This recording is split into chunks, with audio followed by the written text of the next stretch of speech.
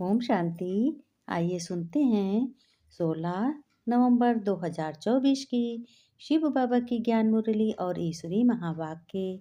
आज परमपिता परमात्मा शिव बाबा ने कहा, मेरे मीठे बच्चों, प्यारे बच्चों, तुम्हें देखो आज कौन सा पाठ पढ़ना है।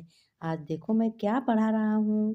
हर एक नॉलेज तुमको नई नई देता हूँ, क्योंकि तुम्हें हमें श्रेष्ठ बनाना है। तुम्हें मनुष्य से देवता मुझे बनाना है। इसलिए मीठे बच्चों, बाप आए हैं तुम्हें रूहानी हुनर सिखलाने। रूहानी माने आत्माओं का हुनर, जिस हुनर से तुम सूर्य चांद से भी पार शांति धाम में जाते हो। तो बाबा ने कहा, जिस ऐसा हम हुनर हुनर तुम्हें सिखाने आए हैं, रूहानी हुनर सिखलाने से, जिस हुनर से तुम सूर्य चांद से भी पार जाते हो, शांति धाम में जाते हो। शांति धाम क्या है? शांति धाम तुम आत्माओं का घर है, जहाँ स्टार बिंदु की तरह स्टार चमकते हुए ऐसे आत्माएं वहाँ निवास करती हैं। शिव बाबा ने कहा, प्रश्न में साइंस घमंड और साइलेंस घमंड में कौन सा अंतर है बच्चों? बाबा ने कहा, साइंस और उसमें कौन सा अंतर है? बाबा ने कहा उत्तर में, बच्चों ध्यान से सुनो। साइंस घमंडी चांद सितारों पर जाने के लिए कितना खर्चा करते हैं। अब साइंस की पढ़ाई पढ़ो तो कितना खर्चा होगा। शरीर का जोखिम उठाकर जाते हैं। उन्हें यह डर भी रहता है कि रॉकेट कहाँ फेल ना हो जाए।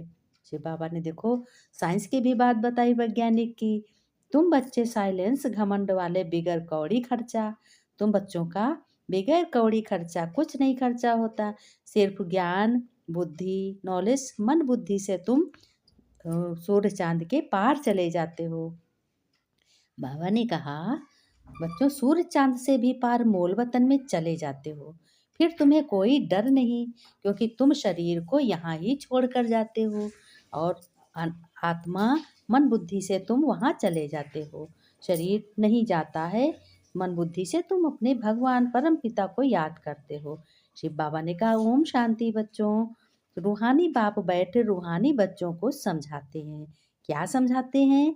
बच्चे सुनते तो रहते हैं कि साइंस दान चांद के पार है। साइंस का जो है चांद के पार है, तो तुम बच्चे भी चांद के पार जाते हो।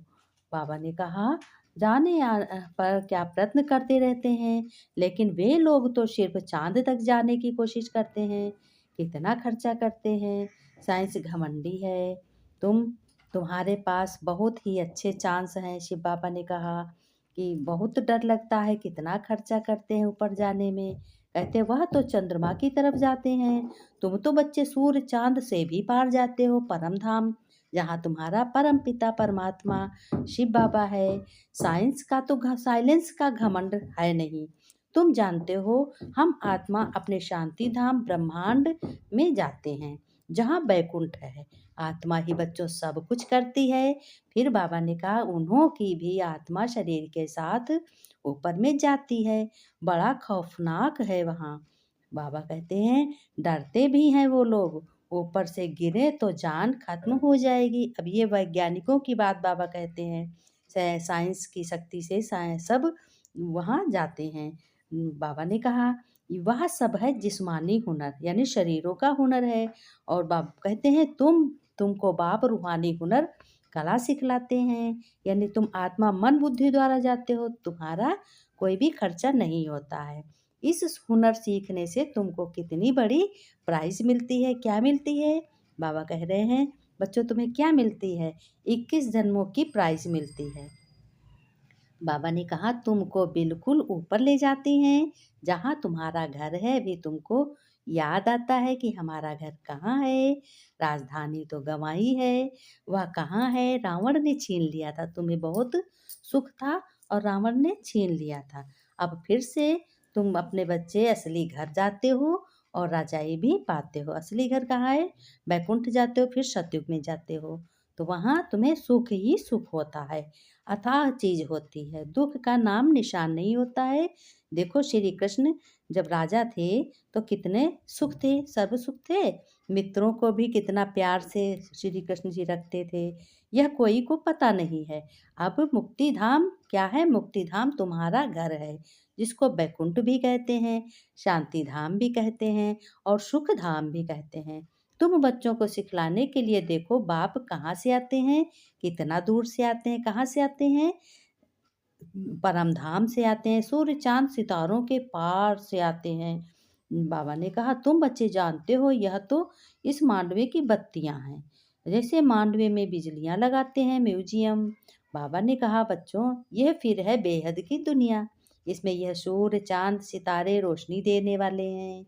मनुष्य फिर समझते हैं सूर्य चंद्रमा ये देवताएं हैं, परंतु यह देवताएं तो है नहीं। अभी तुम समझते हो बाप कैसे आकर हमको मनुष्य से देवता बनाते हैं। फिर बाबा ने कहा बच्चों ये ज्ञान सूर्य ज्ञान, चंद्रमा और ज्ञान लकी सितारे हैं। ज्ञान से ही तुम बच्चों की क्या होती है? सदगति होती है, यानी भव से पार हो जाते हो, दुर्गति से सदगति हो जाती है। तुम कितना दूर जाते हो मन बुद्धि के द्वारा। मन जहाँ अब तुम बैठे यहाँ हो और बुद्धि से तुम अपनी दिल्ली का देखो तो दिल्ली का सीन नज़र आएगा जब तुम जाओगे, नहीं तो न्यूज़ में देखोगे तुमको मालूम हो जाएगा कि हाँ दिल्ली कहाँ है, कैसी है दिल्ली, वहाँ क्या हो, कैसी बस्ती है, कितनी घनी बस्ती है। बाबा ने कहा तुम बच्चे जानते हो जब बाप आकर तुम्हें शिक्षा देते हैं। जब बाबा ने कहा मैं तुम्हें आकर सब शिक्षा देता हूँ, अविनाशी शिक्षा भी देता हूँ, ज्ञान सुनाता हूँ, सब कुछ तुम जान जाते हो, अपने घर जा सकते हो, ये भी समझते हो। आत्मा पवित्र बनेंगे तभी अपने घर जा सकेंगे। जैसे तुम अपने, जैसे तुम्हारा पिता कहीं हो या भाई हो या बहन हो, कहीं भी हो और तुम्हारे पास नहीं है, दूर हो बैठी, तो तुम कैसे याद करोगे? मन बुद्धि के द्वारा ही तो याद करोगे।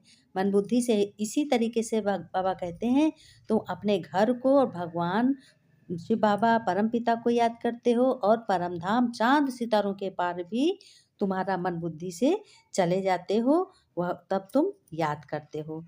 बाप तो समझाते रहते हैं, जितना बाप को याद करोगे उतना तुम पावन बनोगे। बाबा ने कहा जब पढ़ना शुरू करते हैं तो फिर नॉलेज मिलती है बच्चों, तुम्हें बहुत अच्छी नॉलेज मिलती है। नॉलेज भी बच्चों कोई छोटी कोई बड़ी होती है। आईसीएस का इम्तहान दिया तो फिर कहेंगे नॉलेजफुल। अब देखो आईएएस आईसीएस का भी बाबा बता रहे, इससे ऊंच नॉलेज कुछ होती नहीं। आईएएस जो होता है वो सबसे बड़ी नॉलेज। अब तुम भी कितनी ऊंच नॉलेज सीखते हो, कितनी नॉलेज कितनी ऊंची है। जब तुम्हारा ऊंचा बाप है भगवान, ऊंचा धाम का रहने वाला है, सर्वशक्तिमान है, तो तुम बच्चों के कितनी ऊंची नॉलेज होगी। एक बार मन बुद्धि से सोचो कितनी ऊंची नॉलेज होगी। वही बाप आज सिखलाते हैं कि बच्चों बाप तुमको कितनी ऊंची नॉलेज देते हैं। बाप तुमको तो पवित्र बनने की युक्ति बताते हैं, भगवान तुम्हें पवित्र बनने की युक्ति बताते हैं कि बच्चों मामेकम याद करो तो तुम दुख से सुखी हो जाओगे। और बाबा ने कहा कि देखो ऐसे तो जब तुम सतयुग में जीवन मुक्ति में हो तो बाकी सब मुक्ति धाम में रहते हैं। मुक्ति और जीवन मुक्ति दोनों को क्या कहोगे? शिवालय कह सकते हो। मुक्ति में शिव बाबा भी रहते हैं और तुम बच्चे आत्माएं भी रहते हो। ये बच्चों रूहानी हाईएस्ट नॉलेज है, इसे कोई मनुष्य आत्मा नॉलेज बता नहीं सकती। वह कहते हैं हम चांद के ऊपर जाकर रहेंगे, कितना माथा मारते हैं, बहादुरी दिखाते हैं, इतने मल्टी मिलियन मिलियन माइल ऊपर जाते हैं, लेकिन उन्हों की आस पूर्ण कभी नहीं होती। और तुम्हारी आस एक सेकंड भी नहीं लगता है पूरी हो जाती है। उनका है झूठा जिस्मानी, उनका क्या है? उनका झूठा जिस्मानी है, झूठा शरीर है उनका, और तुम आत्मा सत्य हो। बाबा ने कहा यह तुम बच्चों को धारणा भी करनी है। कितनी बड़ी पढ़ाई है, बाप कितना क्लियर कर समझाते हैं।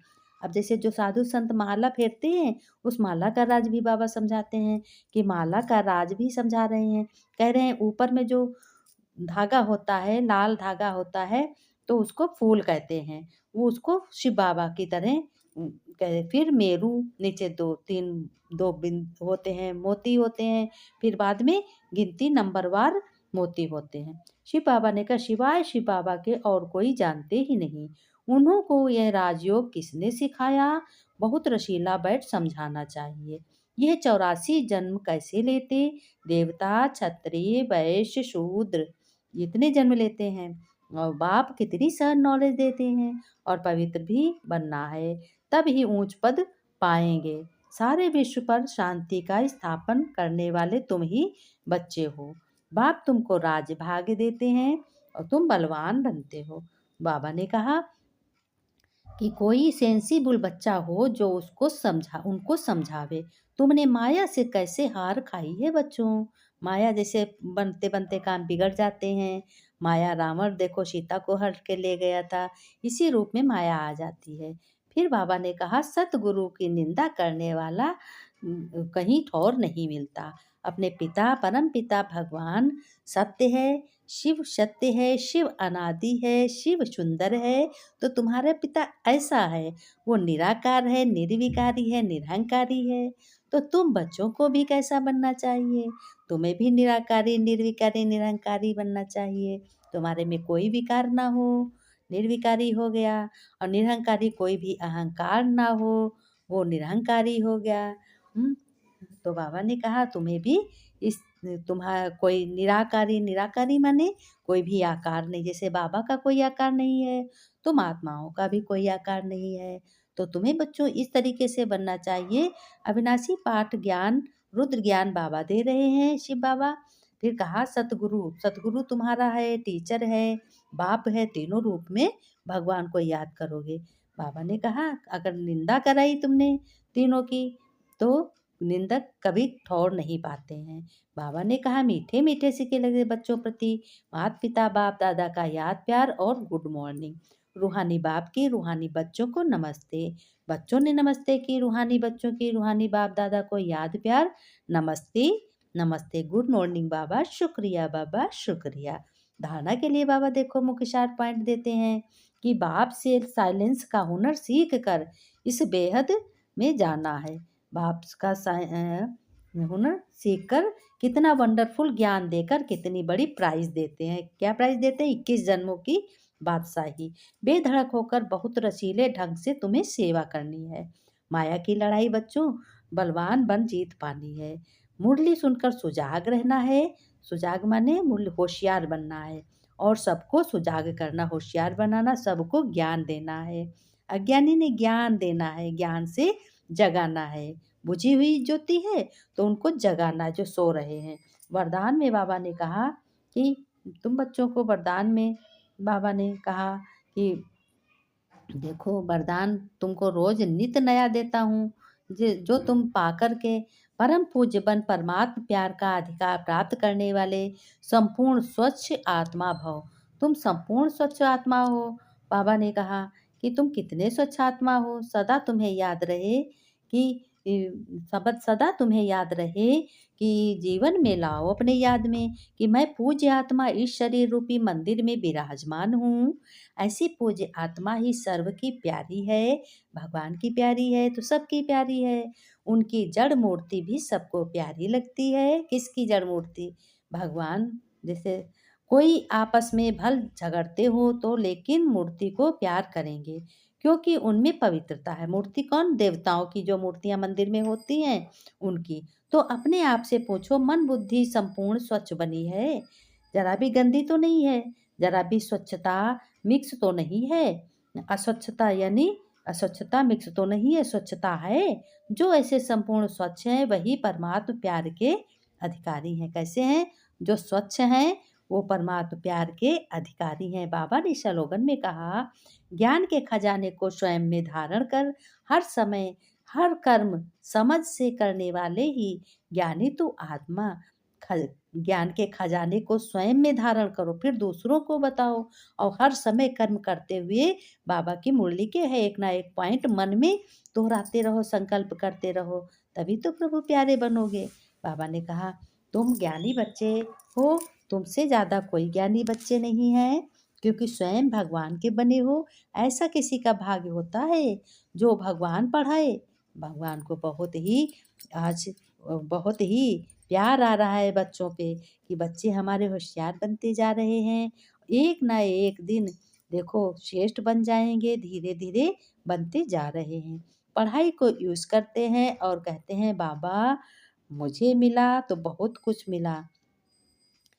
बच्चों ने भी गीत गाया है। क्या गीत गाया है? बच्चों ने गीत गाया है कि तुम शाह हसीन बाबा दुनिया नहीं जहाँ में काबिल मुझे बनाया हमको है इस जहाँ में तुम दूर हो तो बाबा सब कुछ यहाँ कमी है तुम साथ साथ रहते सब तो मिल गया है